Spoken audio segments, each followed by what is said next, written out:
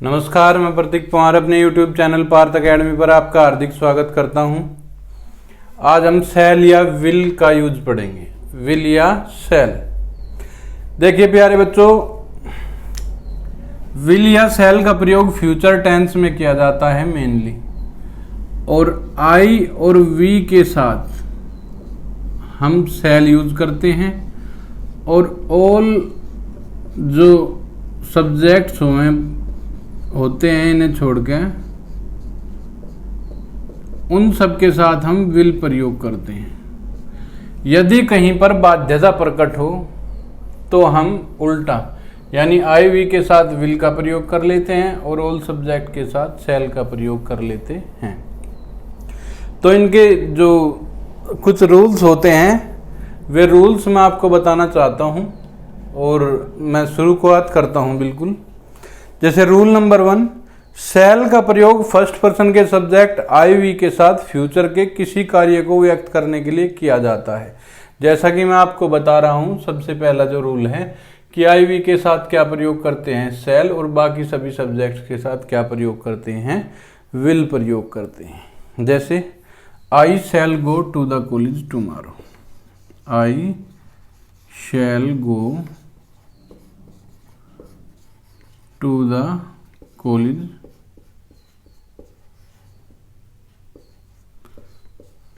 tomorrow।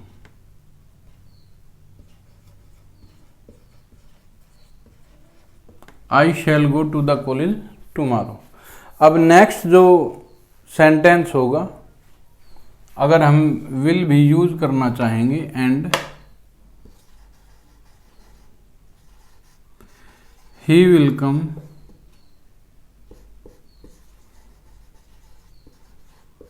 with me also, और वह भी हमारे साथ आएगा। अब नेक्स्ट मॉडर्न इंग्लिश में जो हम आई और वी के साथ विल का प्रयोग कर सकते हैं, जो अब स्वीकार्य है, लेकिन इंटेरोगेटिव सेंटेंस में आई और वी के साथ शैल का प्रयोग ही होता है।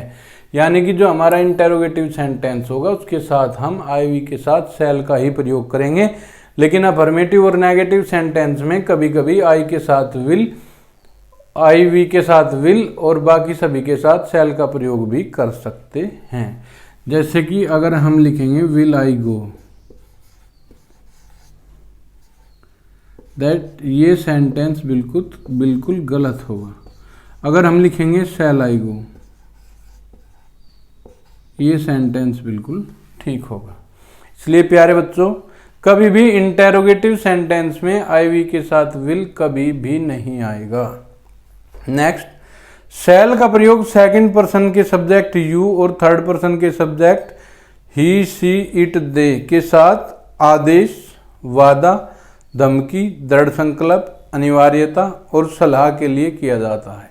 जैसा कि मैंने आपको बताया कि किसी विशेष परिस्थिति में वे परिस्थितियां क्या हैं, वे परिस्थितियां है आदेश, वायदा, धमकी, दृढ़ संकल्प, अनिवार्यता और सलाह। इनके लिए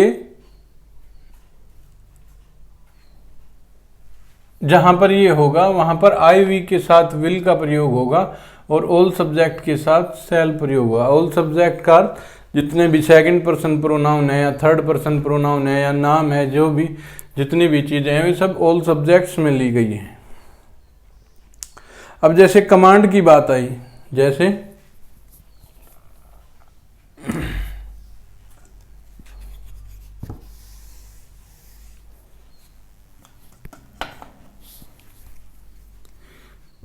कमांड की बात आई तो उसका example you shall leave the room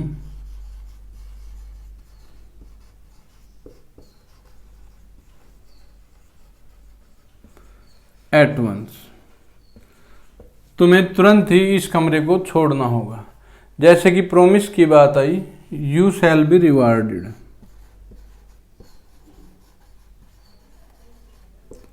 you shall be rewarded. जैसे कि नेक्स्ट तीसरी बात आई, थ्रेट, धमकी, I will punish you. I will punish you. ये हो गई धमकी। अब धमकी के बाद दृढ़ संकल्प, I will work hard, I will work hard to find this job.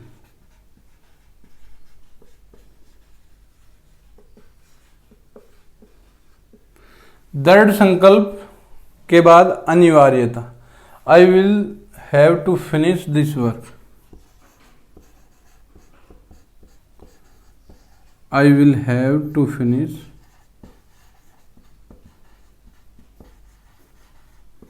This work. प्यारे बच्चों, ये सारी चीजें थी जिसमें आई वी के साथ विल आएगा और बाकी सभी सब्जेक्ट के साथ सेकंड पर्सन, थर्ड पर्सन और नेम के साथ शैल आएगा। अब प्यारे बच्चों, लेट अस या लेट से शुरू होने वाले इंपेरेटिव सेंटेंस के क्वेश्चन टैग्स में भी शैल का प्रयोग होता है। क्वेश्चन टैग का अर्थ है कि बाद में जाके अगर क्वेश्चन बात कह करके दोबारा क्वेश्चन अगर हमें करना है तो उसे हम क्वेश्चन टैग कहते हैं। प्यारे बच्चों, जैसे कि मैं आपको एक एग्जांपल दे रहा हूं, let us dance together.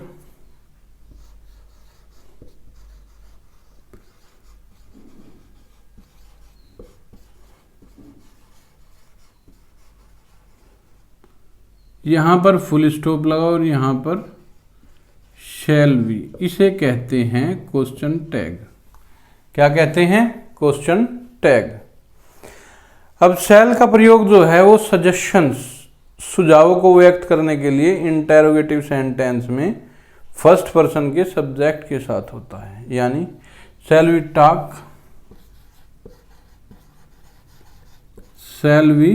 Talk to the management.